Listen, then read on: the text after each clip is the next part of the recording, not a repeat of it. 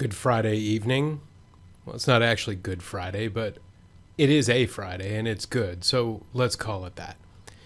This video is about the Pearl Mimic Pro firmware version 1.1.0 and all of the extra goodies that we got this time around to go with it.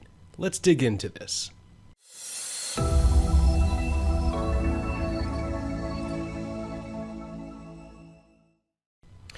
Okay, so I want to start by defining who this video is for.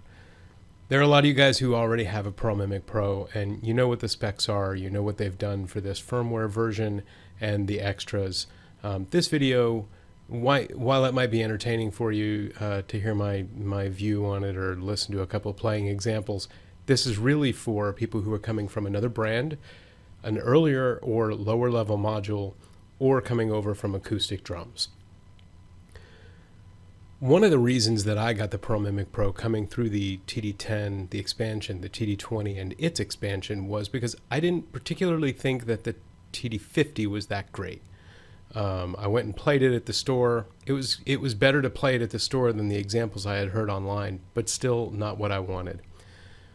After having gotten the Pearl Mimic Pro, aside from it sounding great, one of the things that's really impressed me about whether it's Pearl or Steven Slate or both is how they have updated this thing, kept adding new features and bug fixes and even new sounds and things, stuff that I never got in the Roland side of things. So if you're coming from one of those other places, just know that the Mimic is different in that way. If you're coming in from acoustic drums, this thing sounds so real. You can play anytime you want. That's one of the benefits of any electronic kit. And it's going to sound great. And if you want to record with it, it's going to sound great with that too. And recording acoustic drums is just really difficult to do well, especially in a home recording studio in a small room without a really great kit, really awesome mics, good outboard gear, and a whole lot of skill doing it. It's way easier to get to that sound on an electronic kit, and especially when you have one that has the sound quality of the Mimic. So what's in this firmware? For me, the biggest thing was the ATV cymbal presets. I only have the ATV hi-hat, so that's the only place I've experienced it. But I can tell you going from the VH13 Roland preset using the ATV hi-hats to the actual ATV preset is a very big difference. It's one of those kinds of differences that it's a little bit subtle. It just feels way more natural and you think less about it. It used to be that, once I tweaked the VH13, it was pretty good, but I was constantly thinking about when it wasn't going to work or when it didn't do quite what I was expecting. It was very distracting and it prevented my playing from continuing naturally. With the ATV, I have a lot less of those things happen to me, and so my playing is just more thoughtless. I can just play them like hi-hats. So that was a great increase. I'm sure the other ATV cymbal presets have done similar kinds of things. Sounds. We got new sounds this time around, and they're good ones. One, stick tip articulations on the bow of the crash, the specialty cymbals, the splashes, things like that. Makes a huge difference. Coming from Roland, that was one of the things that I really missed on the Mimic, and that was those bow sounds. Most of the bows sounded like the edges. Now with these new articulations, we have tips again. And with those, we get much more realistic cymbal playing and a lot more subtleties and things like that that you can do with the acoustic counterparts. And so that's definitely going to help my cymbal playing. The other new set of sounds we got were some DW toms. These things are clear, they're transparent, they're airy, they're very tonal, pure. I don't know what other words I can use that describe them. They're open and I like them a lot. Like when we got the last set of tom updates with the Pro reference toms, this one comes as a full set. So it's 8, 10, 12, 14, 16. So if you have a full 3 up, 2 down kit like I've got, that makes it so that you can pretty much assign these just like you would want to, where you're not having to tune up a 10 to make it sound like an 8 or that kind of a thing. and they sound really good. The other thing that we got this time around was a complete reworking of all of the presets that were in the Mimic to start with. One of the things a lot of people complained about with the Mimic was that the presets sounded very samey, that they didn't really have a lot of differences. There weren't a lot of things done to the kits, like EQ and compression and that sort of thing. It was mostly just kit piece changes.